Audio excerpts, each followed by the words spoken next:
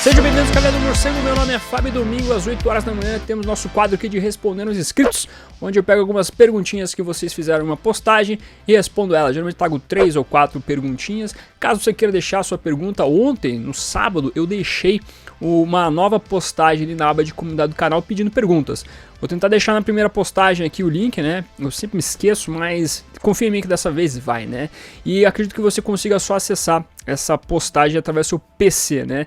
Então eu tenho que rever essa questão de como deixar a sua pergunta. Mas eventualmente, por enquanto, a gente deixa na aba de comunidade do canal realmente, né? Então vamos dar uma olhadinha aqui, vamos ver quais perguntas vocês fizeram. Mas antes, não esqueça de curtir esse vídeo para ajudar a subir esse YouTube, meu Deus. E se você é nova, aproveita e se inscreva, porque todo dia tem vídeo aqui no canal. E aqui é o melhor lugar para você ficar muito bem informado sobre o universo do morcego. Gabriel Vaz, se dependesse de você, qual arco, história você gostaria de ver lançado ou relançada por aqui? Hoje nós temos duas editoras que têm trabalhado para lançar quadrinhos do Batman e do DC como um todo, que são a Panini, né? Panini, digamos assim, é mais oficial, entre aspas. Não sei se necessariamente a gente pode colocar essa nomenclatura para ela, mas eu digo mais oficial porque ela lança os arcos mais recentes, né? Ela lança as coisas mais atuais da DC, como a diferença de 6, às vezes um ano, ou menos até, às vezes é simultâneo. Já a Eagle Moss lança arcos um pouco mais antigos, né? Coleções um pouco mais clássicas, assim por dizer. Mas acredito que eu posso escolher de cara aqui 3 lançamentos ou relançamentos que eu faria que são bacanas aqui de a gente acompanhar, né? Tem muita coisa que eu gostaria que fosse lançado ou relançado, mas se eu ficar aqui falando de tudo, o programa vai ter 5 horas. Então vamos só ficar em 3 itens aqui. Pode ser que mais pra frente eu volte nessa pergunta e fale mais um pouco, faça um programa próprio sobre ela. Mas, primeira coisa que eu gostaria que fosse relançado no Brasil, que só saiu uma vez aqui nos formatinhos da editora Abril, é a fase que o Kelly Jones desenhou a revista principal do Batman, que saiu em 2 encadenados pela DC Comics bem recentemente. É aquela fase mais sombria que era escrito inclusive pelo Doug Moench, né? Então é um trabalho que eu acredito que se favorece muito pela arte, né? Uma arte um tanto controversa, mas muito aceita pelo público. E tem um fator que eu acho bacana você relançar no Brasil, é que quando saiu pela editora Abril, eu não sei porquê, mas o formatinho não trouxe ali um trabalho bacana de colorização. Era muito escuro as páginas, você quase não via direito o desenho do Kelly Jones. Tinha um probleminha ali, não sei o que aconteceu na época da gráfica com a editora Abril. Então eu acho que relançar seria bacana então para você ver no formato americano, ver o desenho do Kelly Jones com mais detalhes e ao mesmo tempo corrigir esse probleminha que teve na época com essa questão da colorização aí das páginas mais sombrias, por assim dizer, né? Eu sei que o trabalho da época, né, da fase do Doug Moench e o Kelly Jones era voltado para um lado sombrio, mas não precisava exagerar, né? Eu acho que a Abril foi muito a fundo nessa questão de ser sombrio o quadrinho. É uma fase tanto quanto extensa, como eu disse, são 2 encadenados, eles têm umas 300 páginas mais ou menos, né? Eu chutaria para menos daí, mas se fosse possível eu lançaria esse material no Brasil sem sombra de dúvida. Eu acho que valeria muito a pena, mas eu entendo talvez não lançar porque não sei se o público necessariamente aqui teria tanta vontade de ler essa fase, né? Não sei, por exemplo, se o encadenado lá do Reis do Medo, que tem os desenhos do Kelly Jones, fez sucesso pela editora Panini, mas se fizer, né? Teve também recentemente aqui o quadrinho Batman Gotham Depois da Meia-Noite, que também é do Kelly Jones, que saiu pela Eagle Moss, que eu queria que tivesse feito sucesso, né? Eu queria que as pessoas fossem atrás, né? Eu quero que as pessoas vão atrás. Isso justificaria trazer mais material desse desenhista. Mas esses 2 encadenados eu linkaria pro primeiro. O segundo relançamento que eu faria, que eu acho que é muito, mas muito bom e muito propício, talvez, é Contos do Demônio, que é a fase do Daniel New, Neil Adams, Irving Novick, Don Newton e assim por diante, que apresentam o vilão Ra's al Ghul, que talvez seja o momento mais marcante da fase aí desses 2 quadrinistas, né? Desse roteirista, o Daniel New, e do Neil Adams. A apresentação do Ra's al Ghul é feita aos pouquinhos. Primeiro aparece a filha dele, a Talia al Ghul, depois, mais pra frente, a gente vai vendo todo o conceito que envolve o Ra's al Ghul, né? O Batman tentando impedir esse vilão, e ao mesmo tempo você conhece outros segredos do Ra's al Ghul, que é o Poço de Lázaro, sua imortalidade e etc, né? Culminando com aquela famosíssima cena do Batman e o Ra's combatendo com espadas, né? Um duelo de espadas no deserto, os 2 sem camisa, o Batman peludaço pra caramba, com o final do quadrinho realmente culminando com o Batman indo na cabana lá do Ra's al Ghul, gritando o nome dele, Ra's, e dando um tabefe na cara do vilão, né? É uma fase muito boa, ela já saiu um tanto quanto picada mais recentemente, porque o Neil Adams já teve publicações aqui no Brasil pela editora Eagle Moss na coleção Além do Batman. Só que essa fase não tem só os desenhos do Neil Adams, por isso que teria que sair com mais completo, né? Talvez o último relançamento mais completo dessa saga, deste arco de histórias, foi feito pela editora Panini no Grandes Clássicos número 4, que trazia ali um calhamaçozinho com esta fase ou este momento do Batman, né? Então seria legal a editora Panini relançar. Até no ano passado, em 2020, a editora DC Comics fez um lançamento dessa fase aí, Contos do Demônio, que poderia ser relançado pela editora Panini aqui, sem sombra de dúvida. Esse realmente um grande clássico. Esse aí realmente é um bom momento do Batman, uma apresentação de um vilão muito importante. Então, sem sombra de dúvida, eu acho que isso aqui nem é tanto sonho, sabe? Eu acho que daqui a pouco alguém deve relançar esse material. Agora, uma publicação que é um pouco mais sonho, que eu acho muito difícil sair no Brasil, talvez a Eagle Moss lançaria, porque a Eagle Moss tem esse lance de lançar coisas diferentes. Mas eu lançaria o começo da fase, ou melhor, da revista da Batgirl da Cassandra Cain, que foi publicado logo depois de Terra de Ninguém, que tinha os roteiros ali do Katie Puckett, uma fase bem bacana que vai explorando toda a formação da Cassandra Cain como Batgirl, todas as suas avanças ou todos os seus problemas com a sua mãe, a nossa querida Lady Shiva, todos os combates que envolvem ela, tudo que envolve ela combater o próprio Batman, treinar com o Batman, né, colocando-se superiormente até inclusive ao nosso Homem-Morcego. É uma fase muito legal. A editora DC Comics lançou uns 3 encadenados com o começo desse trabalho. Eu acho quase impossível sair no Brasil esse material. Ele saiu um pouquinho pela editora Abril na fase Premium, que depois não foi continuada pela editora Panini Comics. Mas eu gosto muito da Cassandra, eu gosto muito dessa Batgirl, e é uma fase que eu recomendo a galera dar uma olhada quem puder. É um bom momento para você conhecer mais do começo da Cassandra aí. Mas reforçando, esse eu acho que talvez seja um conteúdo que não deve sair tão facilmente no Brasil. Então, felizmente tem que recorrer aí, se já não está esgotado, com os encadenados da DC Comics lá fora, os importados. Frieza, na sua opinião, qual é o melhor período do Batman nas HQs? Era de ouro, prata, bronze, pós-crise, 952 ou Rebirth? Ou você acha que cada época teve seus méritos igualmente? Não tem como julgar uma fase melhor que a outra, talvez, sabe? Porque eu acredito que todo momento aqui é importante pro Batman, desde a Era de Ouro até hoje em dia. Cada momento trouxe ali o seu fator para incrementar o personagem. Também defendo, não só nos quadrinhos, mas em filmes, séries e assim por diante, que você precisa fazer várias retratações diferentes do Batman para a gente ter um crescimento aí deste grande personagem da cultura pop. Eu destaco que a Era de Ouro talvez seja um dos momentos onde o Batman teve talvez trabalhado todos os enredos possíveis com o personagem. A gente vai lendo essas histórias e vai descobrindo coisas que a gente achava que tinham acontecido só mais pra frente, né? Na Era Moderna, na Era das Trevas e assim por diante, mas que a Era de Ouro já tinha dado uma espécie de pincelada.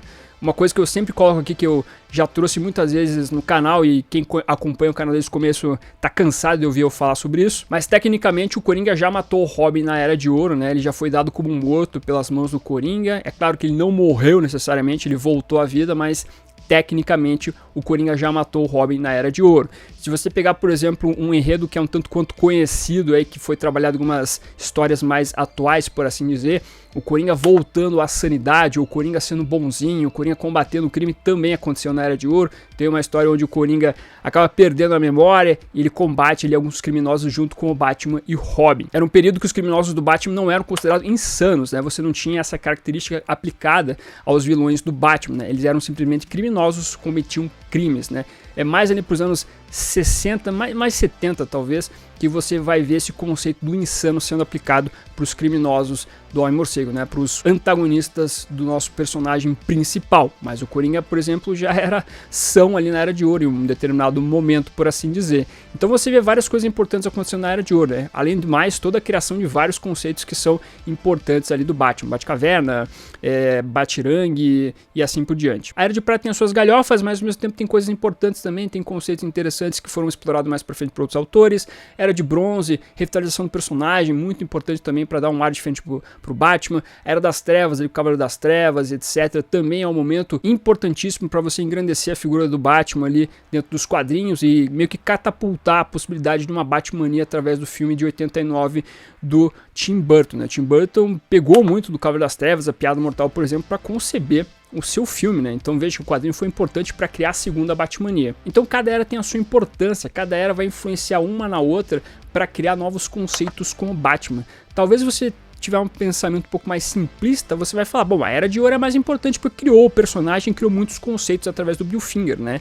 Mas muitos desses conceitos foram desenvolvidos de uma maneira mais importante, talvez, por assim dizer, na Era Moderna, na Era das Trevas e etc. Então depende muito, sabe? Não tem realmente como você categorizar só uma era como a mais importante. Todas são, na minha opinião, e todas engrandecem o personagem com os seus devidos detalhes e trabalhos. Então você tem que ler tudo do Batman. pra você conhecer bastante personagem. Eu tô brincando, assim, porque é difícil você ler tudo do Batman, mas quem conseguir fazer isso, com certeza vai conseguir pegar todas as nuances do personagem e entender muito ele. Eu tô longe de conseguir ler tudo do Batman ainda, tô tentando aí, né? Mas vamos que vamos, né? Uma hora a gente consegue. Quando a gente tiver 80 anos, talvez eu consiga, sei lá. Vamos continuar, sempre lembrando que a primeira postagem tem muito de quadrinhos com desconto. Hoje é o último dia da Book Friday, meus amigos, e ainda tá rolando ofertas relâmpago aí, e são boas ofertas. Tem também as ofertas em destaque com mangás aí, com vários preços bacanas. Tem os quadrinhos da Editora Pipoca Nanquim com bons descontos. Tem muita coisa que tá, ó, show de bola. Dá uma olhada na primeira postagem, acompanha também ali os canais de comunicação do Caverna do Morcego, como por exemplo WhatsApp, Telegram, aba de comunidade do canal. Estou sempre postando as informações aqui para você pegar aquele desconto bacana. E hoje é o último dia também do Leve 4 Pague 3 e importados, caso você tenha interesse em pegar algum importado, levando 4 quadrinhos ou livros importados, o mais barato sai de graça. Inclusive aqueles bustos da Eagle Moss, eles são considerados importados dentro da Amazon. Então se você quiser pegar bustos aí, né, se você tem alguma miniatura, não é miniatura necessariamente aquelas pequenininhas, tá? Mas aquelas maiores, um pouco mais recentes, elas são consideradas importados aqui dentro da loja da Amazon. Então você pode usar essa promoção também para pegar e para economizar com estes bustos, essas miniaturas mais recentes. Beleza? E se você for fazer suas compras na Amazon, loja da Panini ou qualquer outra loja na internet, use um dos links que estão aparecendo na sua tela, que dessa maneira você me ajuda a manter esse projeto de Batman ativo. Muito obrigado. Cássio Zanutin, Fábio, quais são os seus 5 runs favoritos do Batman? Eu não sei se eu já respondi essa pergunta no passado, é uma pergunta tanto quanto difícil você pensar, porque tem muita coisa boa, né?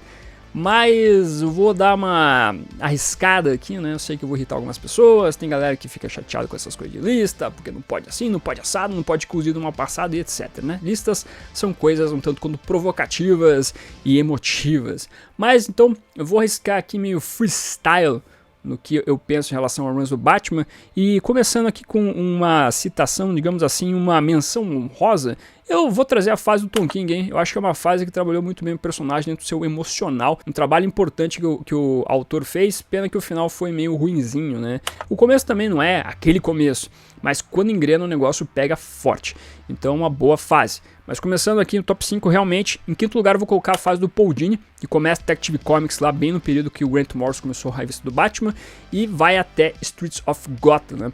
Uma fase que o autor aqui acabou trabalhando muito bem o conceito do Batman detetive, acabou trabalhando muito bem personagens que eram tanto quanto marginalizados, como por exemplo o Silêncio, que sim, é um personagem que não tinha tanta construção em cima dele. O Paul Dini foi lá e revitalizou o personagem, criou conceitos muito interessantes como as sereias de Gotham, que hoje em dia a galera quer porque quer tenha filmes, colocou muito mais a presença da Arlequina também dentro dos quadrinhos, trabalhou ali questões envolvendo o passado do Batman, enfim, é uma fase muito legal que aqui no Brasil está sendo relançado mais recentemente pela Eagle Moss na coleção A Lenda do Batman.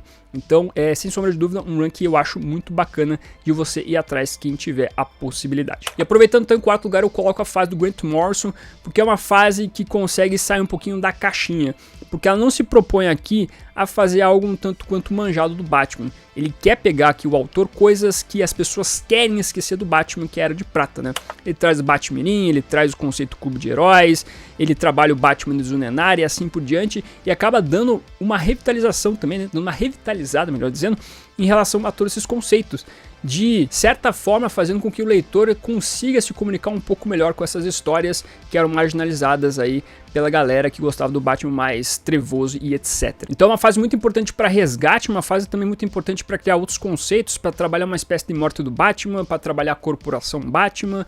Sem sombra de dúvida, Grant Morrison fez algo aqui que merece sempre ser lembrado e sempre ser lido. Já saiu em mensais pela editora Panini, já saiu em encadernados pela editora Panini, está saindo pela Eagle Moss também em várias coleções. Então fica a dica, meus amigos, se você nunca leu aí, inclusive tem guia de leitura no canal aqui, né? Ordem de leitura dos encadernados do Grant Morrison pela editora Panini. Dá uma olhada, leia esta fase, pelo amor de Deus, especialmente se você quer ver uma loucura boa aí, né? Tem algumas partes que são meio loucas demais? Tem. Mas é uma loucura gostosa.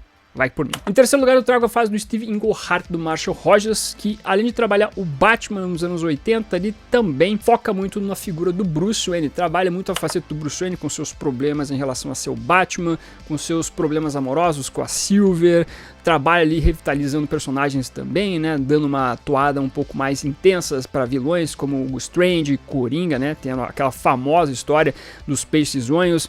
Traz de volta o pistoleiro numa roupagem diferente, mas que acaba dando um pontapé para esse personagem ser muito importante no Esquadrão Suicida, em outras histórias mais pra frente. É uma fase que realmente ela é muito, mas muito lembrada, muito querida pelos fãs, muito porque o Marshall Rogers faz um trabalho fantástico, né? Mas o trabalho também do Steve Englehart é muito lembrado. Se você eventualmente quiser dar uma olhada, geralmente esse encadernado, né, ou essas histórias aparecem no encadernado chamado Estranhas Aparições. Também saiu na coleção Lendas do Cavaleiro das Trevas da editora Panini Comics. Tem 3 encadernados, né, que é do Marshall Rogers, mas o primeiro encadernado foca bastante nessa fase aí do Steve Englehart.